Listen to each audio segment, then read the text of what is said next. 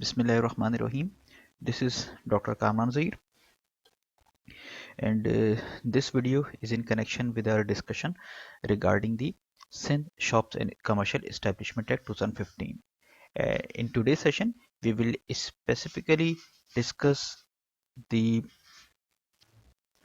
conditions uh, for the payment of wages as laid down in this act, and also we will discuss to resolve the issues that arise due to the delayed payment or there is some false claim by the employee against the employer.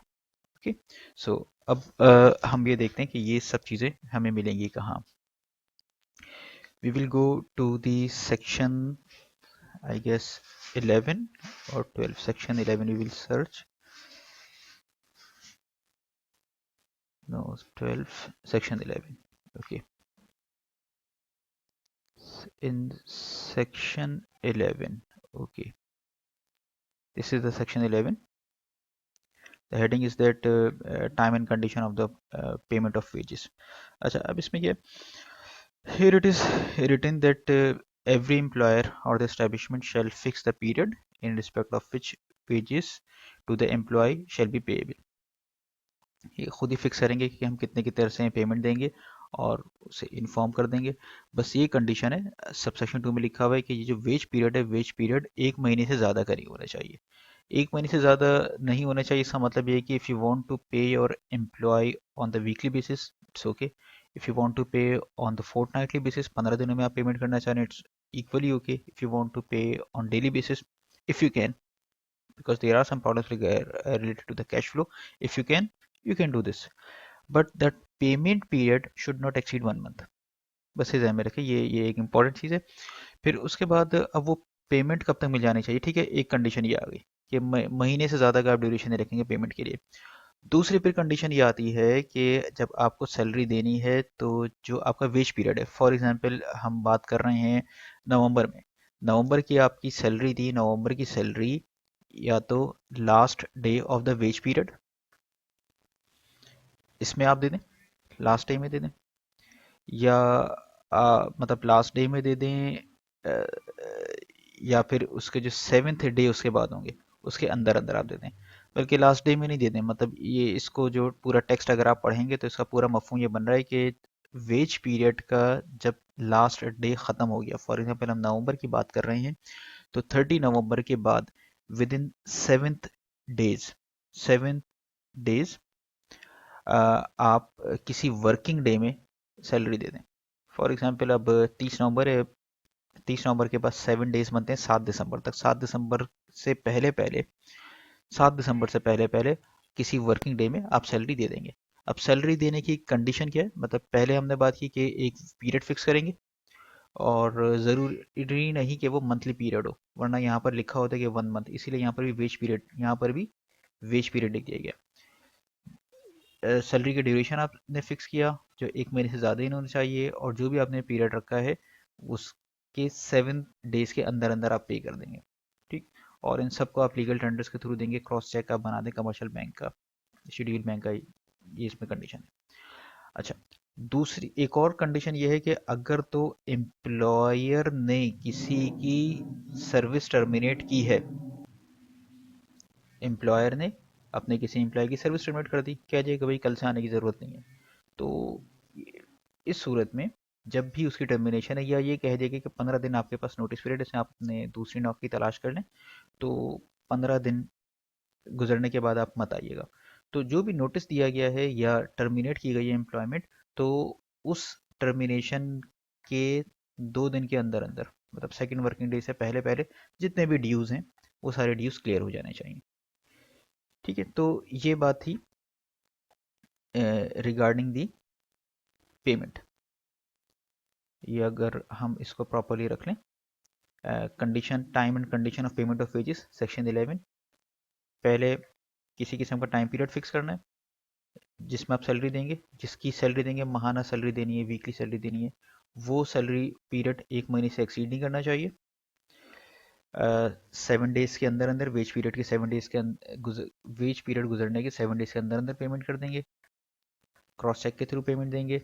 और अगर employer ने किसी की service discontinue की है, तो जब discontinue हो रही सर्विस उसके 2 दिन के अंदर अंदर जितने भी ड्यूज़ हैं वो तमाम के तमाम अदा कर दिए जाएंगे। ठीक है, ये हमने कंडीशंस पढ़ी। अब इन कंडीशंस के बाद फिर सेक्शन 12 ये बताता है कि अगर इन कंडीशंस को फॉलो नहीं किया जा रहा, या डिलेड पेमेंट है, क्योंकि यहाँ पर 7 डेज का टाइम है ना, डिलेड पेमेंट है, फॉलो नहीं किया जा रहा, क्रॉस चेक नहीं दे रहे, या 2 दिन के अंदर अंदर देना था वो नहीं दिया, तो इस सूरत में क्या होगा?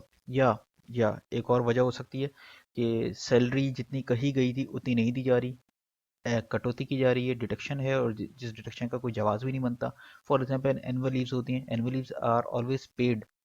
एनुअल लीव्स अगर आप अवेल करें और उसकी सैलरी काट दें तो it is a violation of this act. So in these cases someone has to listen. There should be some authority where you can make a complaint, and who will decide whether the claim is right or not, and give the appropriate directions accordingly. So section 12, अब सीधी सीधी बात आती है ना कि इस सूरत में क्या होगा, कोर्ट में चले जाएं। पहली बात तो ये आती है कोर्ट में चले आए, लेबर कोर्ट्स में, कोर्ट में भी स्पेसिफिकली आप बात करें लेबर कोर्ट में चले जाएं। कोर्ट की बात करेंगे, पहला जवाब ये आना चाहिए भाई ऐसा कोई मामला है तो लेबर कोर्ट में चले जाएं। लेकिन अगर लेबर कोर्ट में जाएंगे मामला इतने लंबे चलते रहेंगे, तो एक सेक्शन 12 में गवर्नमेंट ने बात की है कि गवर्नमेंट में by notification in the official gazette appoint any person to be the authority to hear and decide for any specific area all claims arising out of delay in the payment और non payment of the wages. ठीक है, अब इसका मतलब क्या बन रहा है कि सिर्फ एक ये पर्सन तो हो गया ना, ये पूरे सिंध में एक नहीं होगा, for any specific area. Labour court वाली चीज़ अपनी अपनी जगह पर मौजूद है।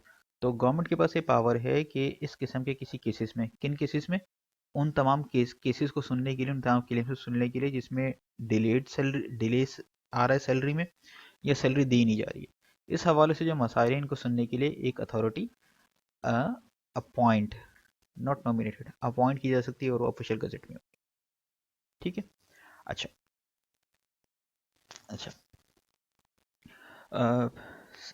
Under subsection 2 of section 12 what is written, वो ये कि अगर कोई एम्प्लॉय ये कहता है, ये समझता है कि उसकी सैलरी में डिले आ गया है, या सैलरी से गैर कानूनी तौर पर रोक ली गई है, या किसी किस्म की ऐसी डिडक्शन हुई है जो कि नहीं होनी चाहिए थी, तो वो शख्स खुद या किसी और को अपने बिहाफ पे ऑथराइज कर दे इस इंसिडेंट के, मतलब कि सैलरी डिडक्ट हुई है या नहीं मिली है, 4 महीने के अंदर अंदर, विद इन 4 मंथ अथॉरिटी को अप्लाई करेंगे। ठीक है, किस अथॉरिटी को? जो अथॉरिटी अंडर सबसेक्शन 1 अपॉइंट की गई है। इस अथॉरिटी पर के पास एक एप्लीकेशन, एक दरख्वास्त, एक अर्जी जमा कराएंगे कि हमें सैलरी नहीं मिली। क्या सब्जेक्ट्स क्या क्या हैं? सैलरी डिले हुई है, विदहेल्ड कर दी है, डिडक्ट कर दी है। इन 3 कंडीशंस में अथॉरिटी के पास क्लेम लेकर जाएंगे। अच्छा, और 4 महीने के अंदर अंदर क्लेम होगा। 4 महीने के अंदर अगर क्लेम नहीं किया तो ठीक है, फिर 4 महीने के बाद और 6 मंथ से पहले पहले एप्लीकेशन इंटरटेन की जा सकती है, जब वो शख्स ये मुतमईन कर दे अथॉरिटी को सेटिस्फाई कर दे कि there were some reasons which were beyond my control. बीमार था, या जो भी था, आउट ऑफ कंट्री था, for example out of country था, वापस लीव पर गया हुआ था, पेड लीव पे वापस आया तो उसको पैसे नहीं मिल रहे, तो कह रहे कि भाई 4 महीने पुरानी बात थी, 5 महीने पुरानी बात थी, मैं वापस ही अब आया हूँ, तो फिर इस वजह से मैं अब क्लेम कर रहा हूँ। या बीमार था, अनकॉन्शियस था, कोई भी वजह हो सकती है, कोई ऐसा रीज़न दे दे जिससे वो अथॉरिटी सेटिस्फाई हो। अगर अथॉरिटी कह दे कि ठीक है आपका रीज़न जस्टिफाइड है, तो 4 महीने गुजरने के बाद, क्योंकि इनिशियल पीरियड है 4 मंथ, 4 महीने बहुत होते हैं, तो अगर रीज़न जस्टिफाइड हो तो 4 महीने के बाद भी वो एप्लीकेशन एंटरटेन की जा सकती है, लेकिन 6 मंथ के बाद एप्लीकेशन एंटरटेन नहीं होगी। अब 6 मंथ का फिगर क्यों आया है यहाँ पर? 6 मंथ का फिगर क्यों आया है, ये सोचने की कोशिश की थी। एग्जैक्टली मुझे नहीं पता, लेकिन it might be the reason कि ये बात है सारी पेमेंट की, और पेमेंट रिलेटेड हैं आपके, मतलब जो भी बजट होते हैं किसी भी जगह को उसमें मेंशन होती हैं। और बजट के हवाले से अगर हम बात करें तो ऑर्गेनाइजेशन टू ऑर्गेनाइजेशन वेरी करता है। किसी का फिस्कल ईयर जून में एंड होता है, किसी का फिस्कल ईयर दिसंबर में एंड होता है। कुछ कंपनीज मैंने देखी हैं स्टॉक एक्सचेंज में, जो लिस्टेड कंपनीज, इनकी एनुअल रिपोर्ट आती है, अगर आप देखें किसी का मार्च में भी फिस्कल ईयर एंड होता है। पर मोस्ट पॉपुलर जो होते हैं, या तो जून में फिस्कल ईयर एंड होगा या दिसंबर में फिस्कल ईयर एंड होगा। और इसमें अगर कोई एक्सपेंसेस रह जाते हैं, या मतलब जो भी अमाउंट होता है वो अगर पेमेंट नहीं की होती या क्लेम नहीं किया होता तो लैप्स हो जाता है अमाउंट। ये खास तौर हम बात कर रहे हैं जो सरकारी इदारे हैं उधर की हम बात कर रहे हैं।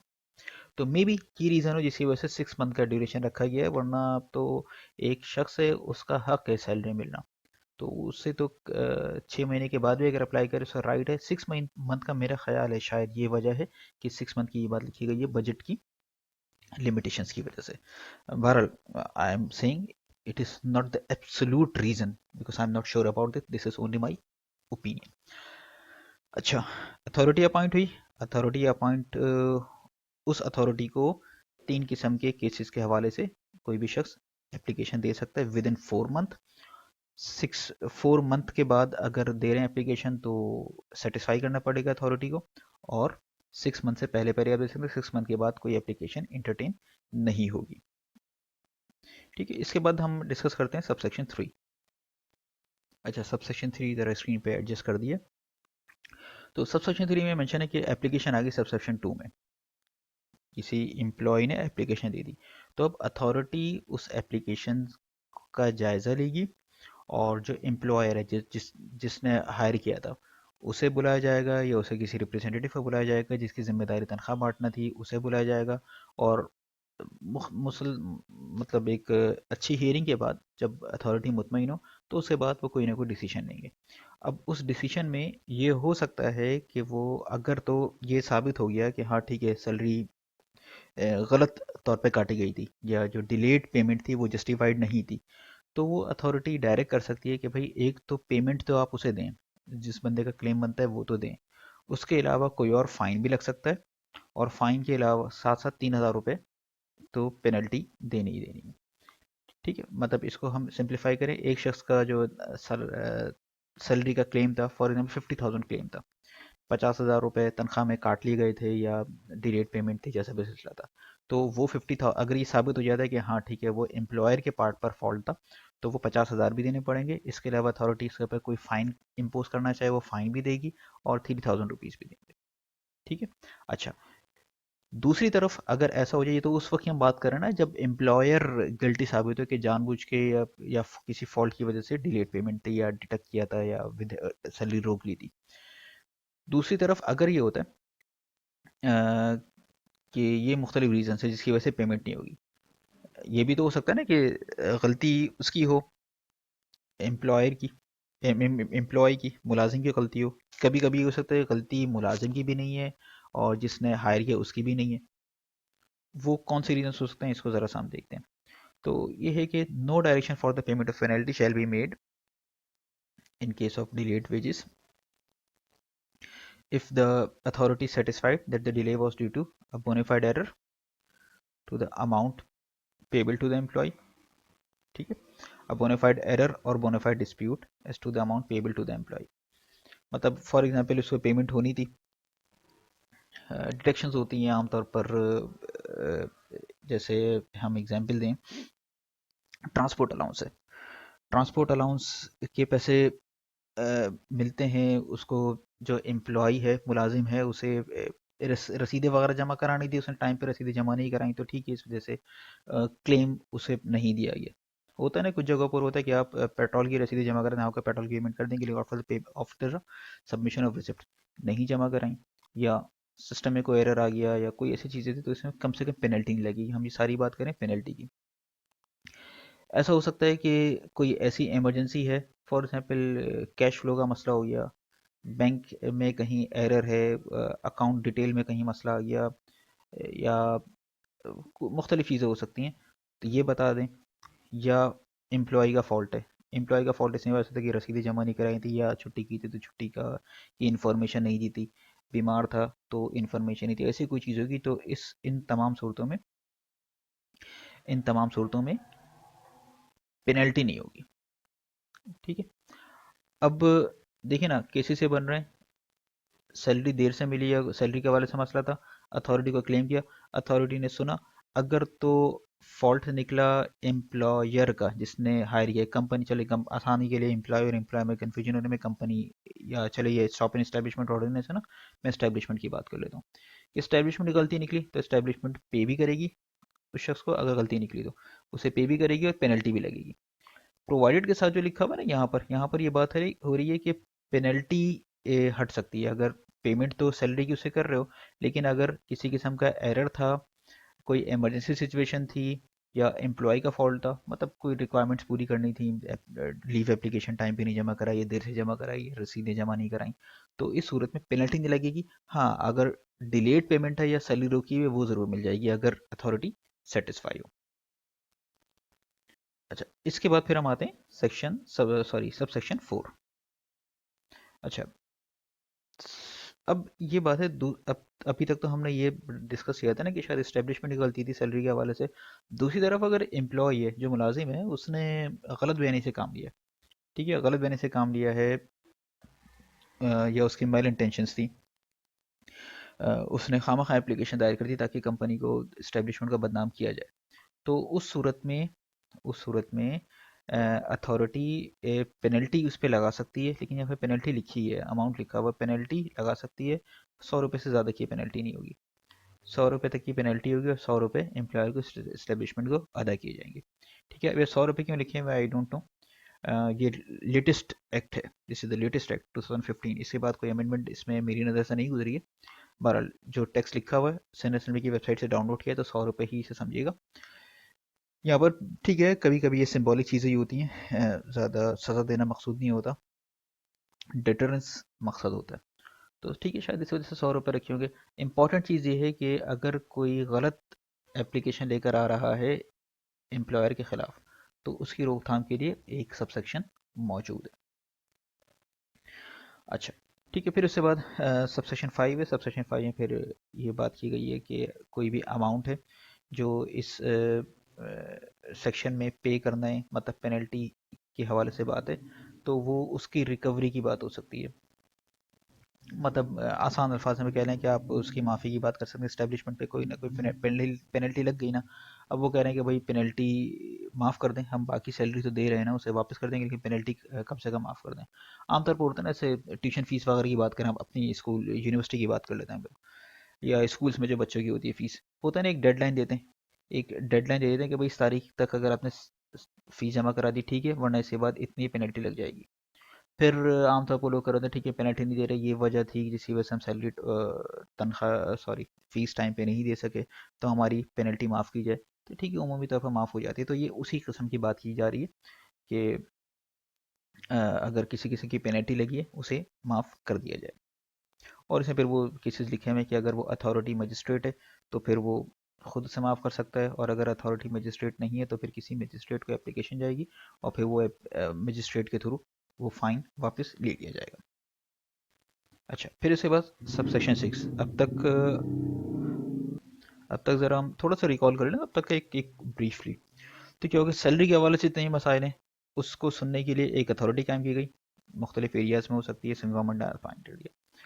सैलरी अगर रुकी है, सैलरी काट ली गई है, या सैलरी मिली ही नहीं है, इन तीनों सूरतों के हवाले से जो एम्प्लॉय है, वो इस अथॉरिटी के पास एप्लीकेशन लेकर जाएगा। अथॉरिटी सुनेगी, उसके बाद अगर सैलरी का बनता है सिलसिला, तो एम्प्लॉय को डायरेक्ट करेंगे, भाई इसकी तनख्वाह वापस करें।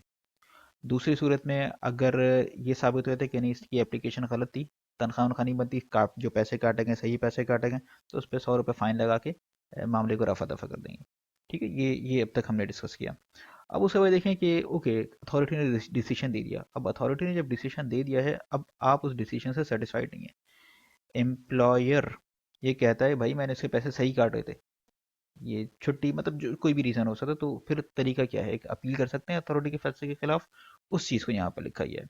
देखिए, ये लिखा गया है कि an appeal against a direction made by the authority under subsection 3, जो कि सबसेक्शन 3 में एम्प्लॉयर के खिलाफ फैसले की बात हो रही है, और सबसेक्शन 4 में एम्प्लॉई के खिलाफ फैसले की बात हो रही है। ठीक है, तो इसे आप लेबर कोर्ट में इसके हवाले से अपील दायर कर सकते हैं 30 दिन के अंदर अंदर। अथॉरिटी ने जो भी डायरेक्शन दी है ना, उस फैसले के 30 दिन के अंदर अंदर आप लेबर कोर्ट में अपील दायर कर सकते हैं। ठीक है, और फिर इसमें फिर अमाउंट लिखा हुआ है कि कितने अमाउंट का क्लेम होगा, तो उस वक्त ही करेंगे। मतलब अगर एम्प्लॉयर की तरफ से जा रही है, तो 100 रुपये से ज़्यादा का क्लेम होगा, और अगर एम्प्लॉई की तरफ से क्लेम जा रहे हैं, तो it should be more than 100 100 rupees. ठीक है, इन शॉर्ट यही बात है कि दोनों जो अब फैसले से नाखुश हैं वो लेबर कोर्ट में 30 दिन के अंदर अंदर अपील दायर कर सकते हैं। अच्छा, इसके बाद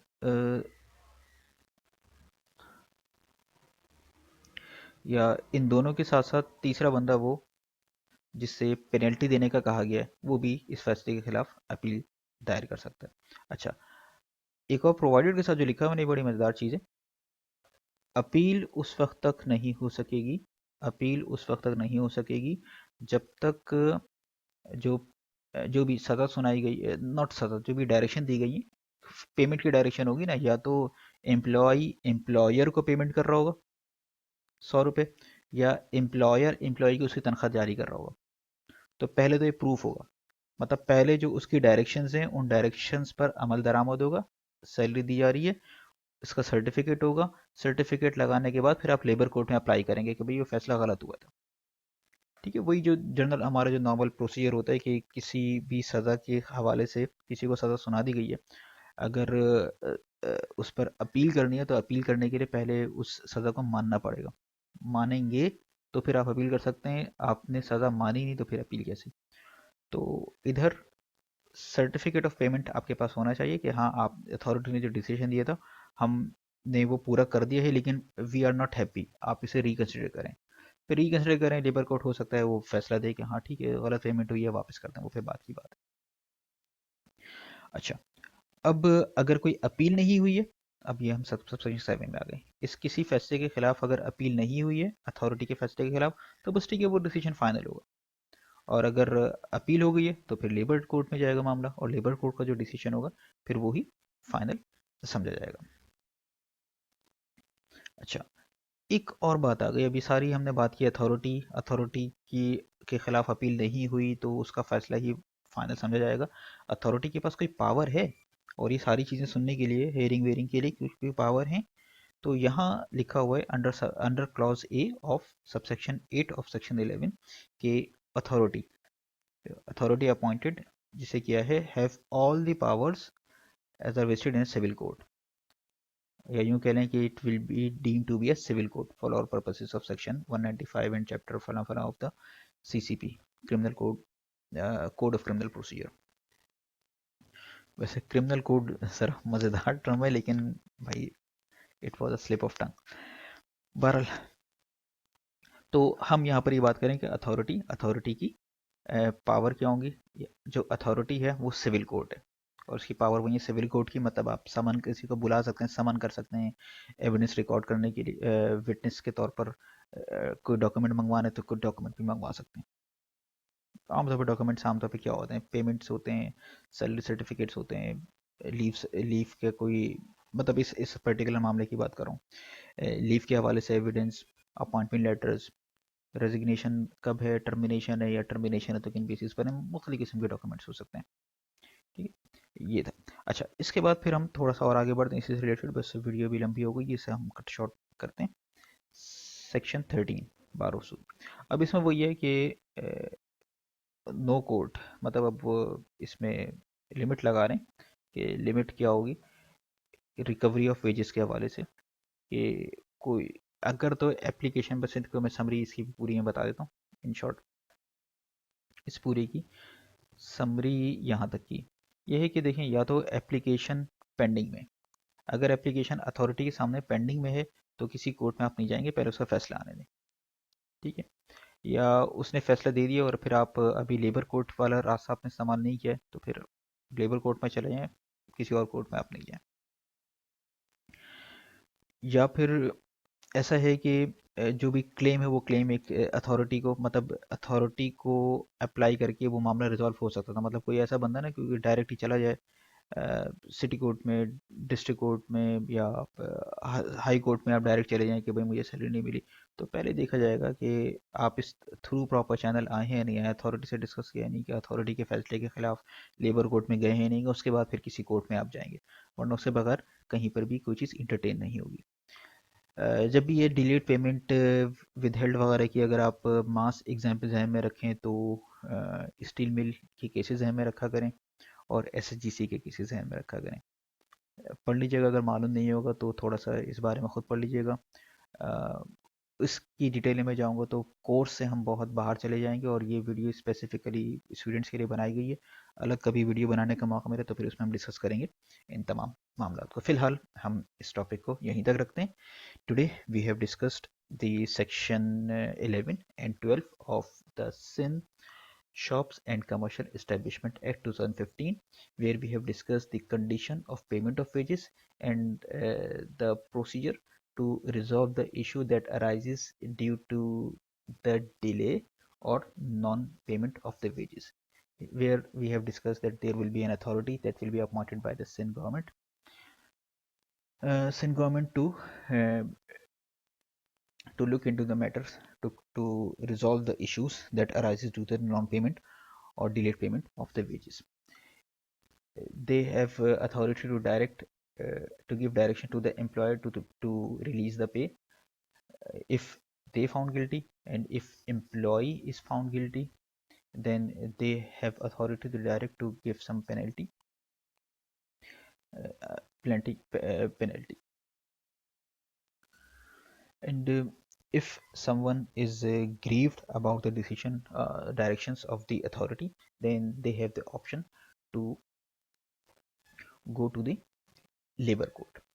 And if still they are not happy with the decision of the labor court, they can approach to the higher courts as well.